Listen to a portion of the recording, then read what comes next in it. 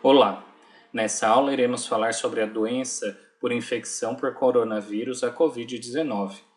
Essa doença que afetou o mundo todo nos anos de 2020 e 2021, perdura ainda no ano de 2022, grande causador de mortalidade nos países, e aí o Brasil com uma importante mortalidade, e que merece uma atenção do fisioterapeuta, uma vez que ele tem grande atuação na situação da doença grave.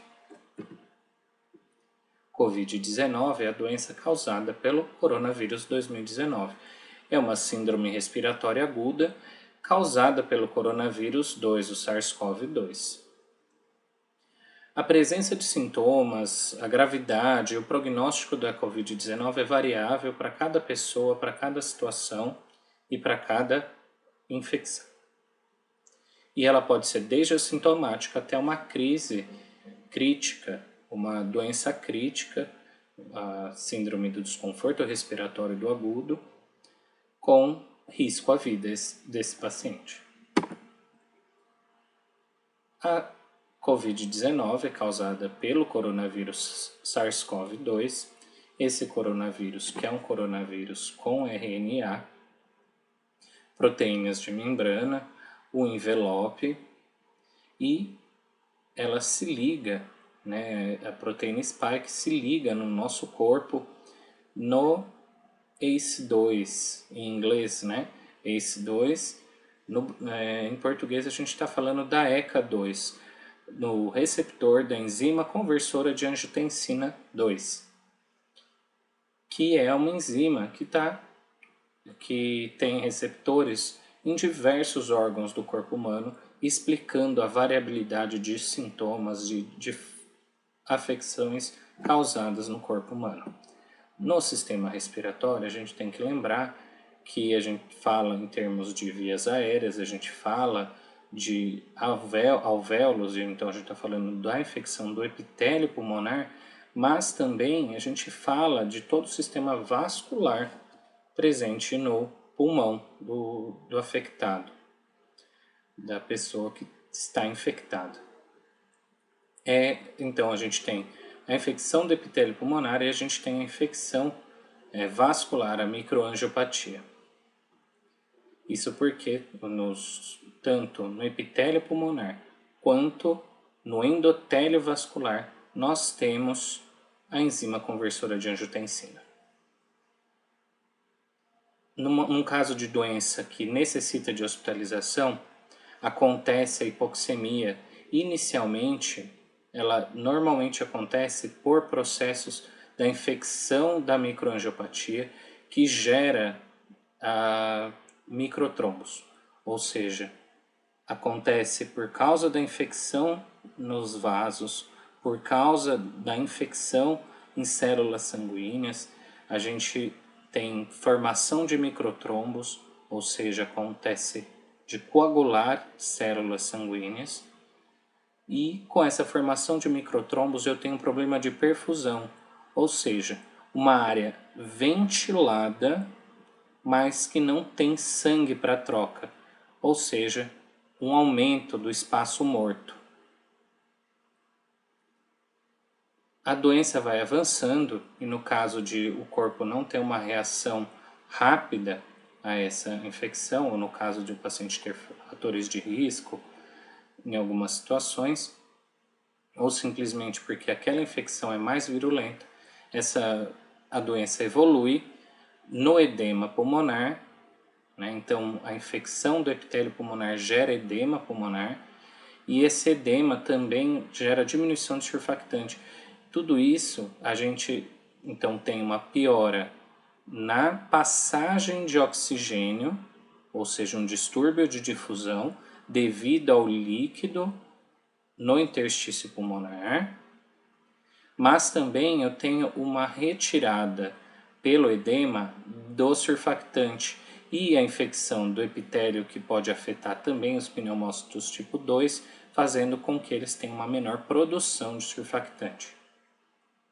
Tudo isso gera uma diminuição de complacência. Então, a diminuição do surfactante faz com que o alvéolo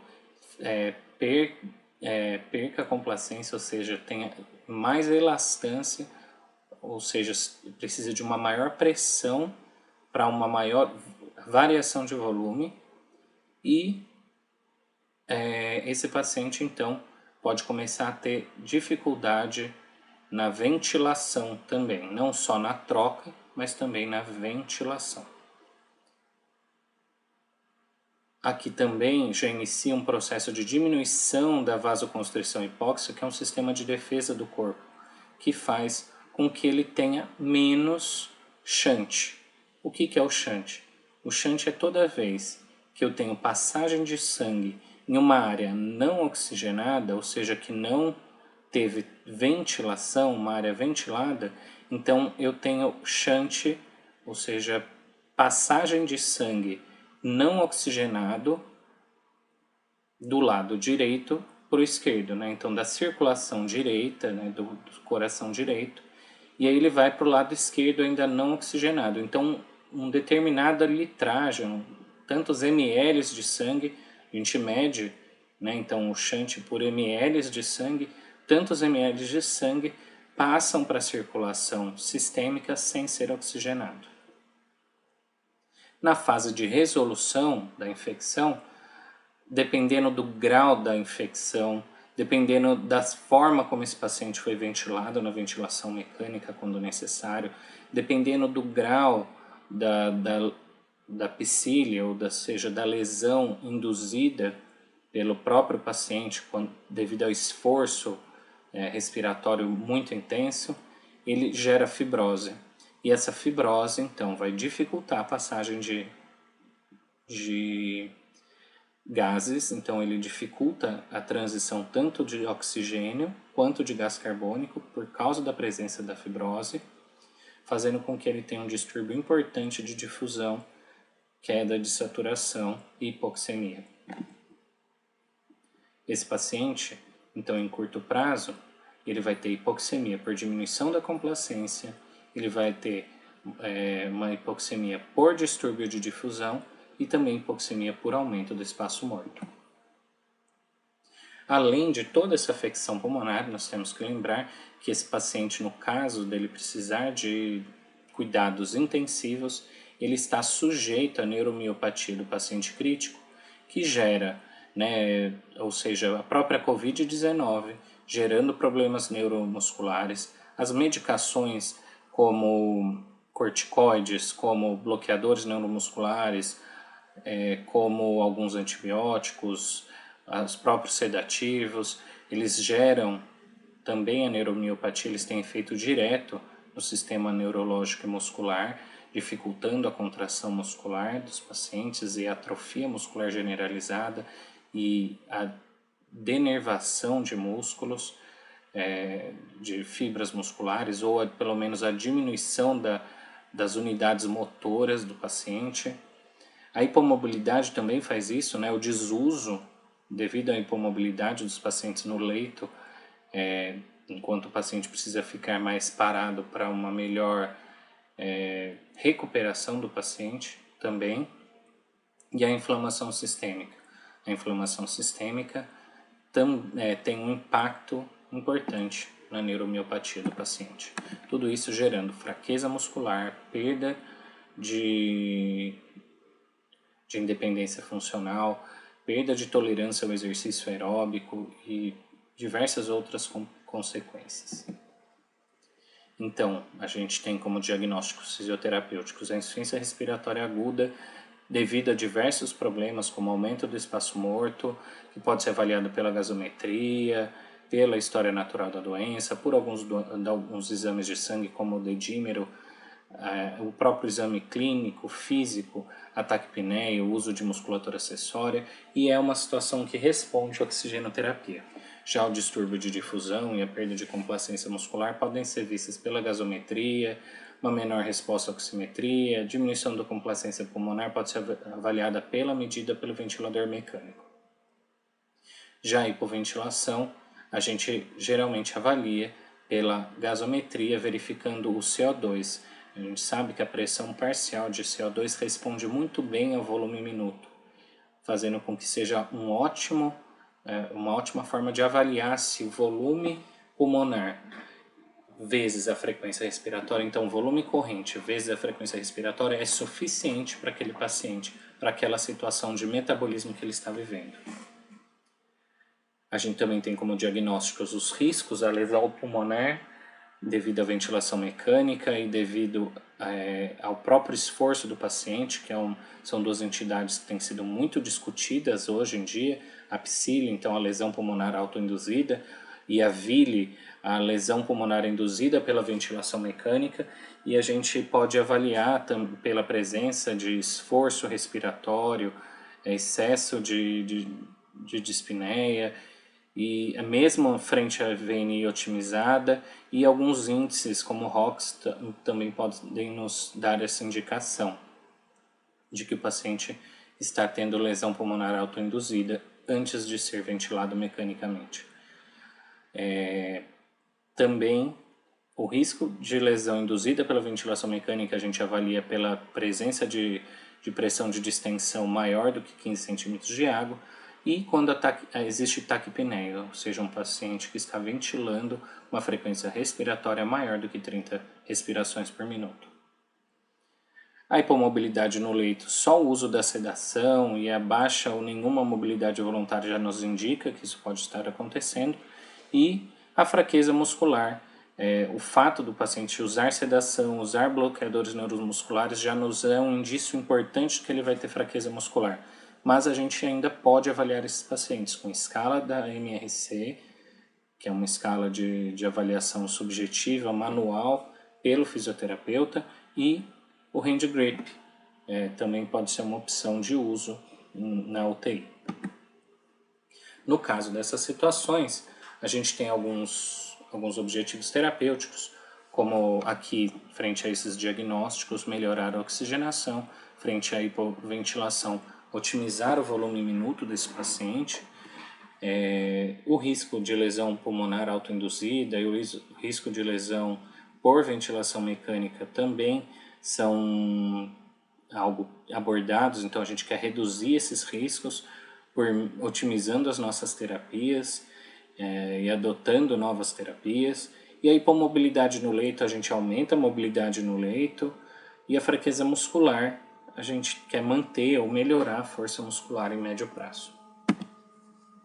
As nossas condutas terapêuticas. Para melhorar a oxigenação, a terapia inicial, a linha de frente é a oxigenoterapia, por catéter nasal, por máscara com reservatório não reinalante,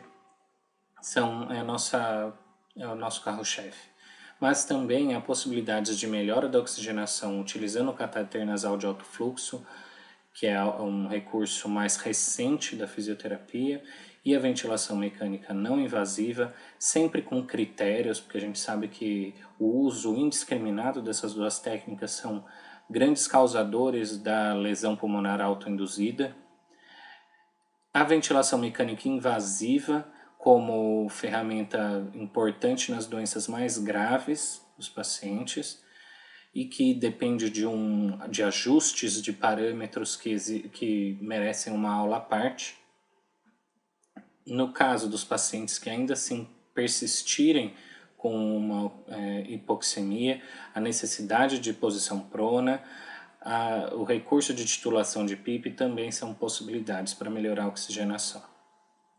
No caso dos pacientes que precisam uma melhor volume minuto para corrigir o gás carbônico, a pressão parcial de gás carbônico, a gente monitora os pacientes para que o pH esteja sempre acima de 7,2, então eu posso aceitar pressões parciais de oxigênio maior do que o normal, desde que o pH esteja acima de 7,2.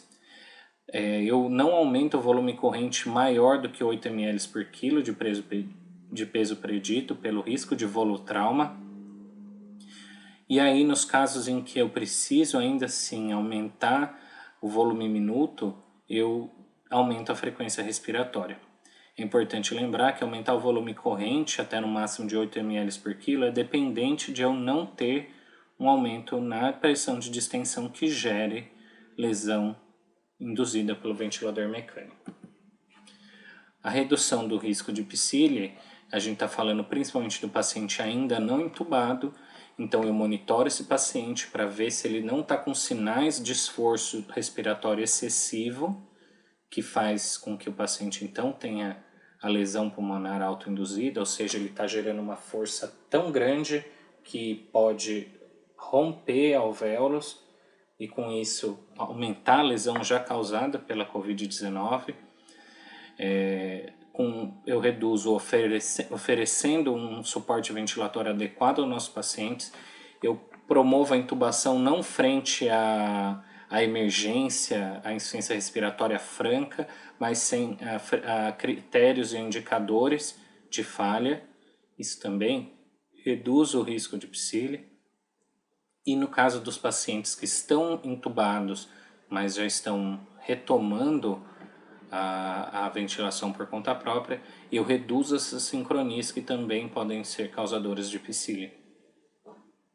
Já o risco de VILI, ou seja, o Ventilator-Induced Lung Infection, Ventilation-Induced Lung Injury, que é a lesão induzida pelo ventilador mecânico. A gente monitora a ventilação mecânica, monitora toda a mecânica ventilatória para garantir que o paciente está recebendo uma ventilação mecânica que não seja lesiva. É importante que a gente lembre que a gente mudou o parâmetro de ventilação e a gente faz um controle de gasometria sim, mas com parâmetros somente para manutenção da vida. O foco é na manutenção de uma mecânica ventilatória adequada. Eu reduzo a pressão de distensão para no máximo 15 centímetros de água, eu não posso aumentar acima disso. Eu reduzo a frequência respiratória para um mínimo, para manter o pH acima de 7,2. E a gente pode fazer a titulação da PIP numa intenção de escolher uma PIP que seja a mais adequada para que o paciente não tenha necessidade de uma expansão, uma abertura de alvéolos colapsados a cada respiração. Então, a titulação da PIP faz com que eu escolha a melhor PIP para manter o meu pulmão aberto num equilíbrio entre hiperdistensão e um equilíbrio entre colapso alveolar. A gente também tem as condutas relacionadas à mobilidade, aquilo que é a nossa essência do fisioterapeuta.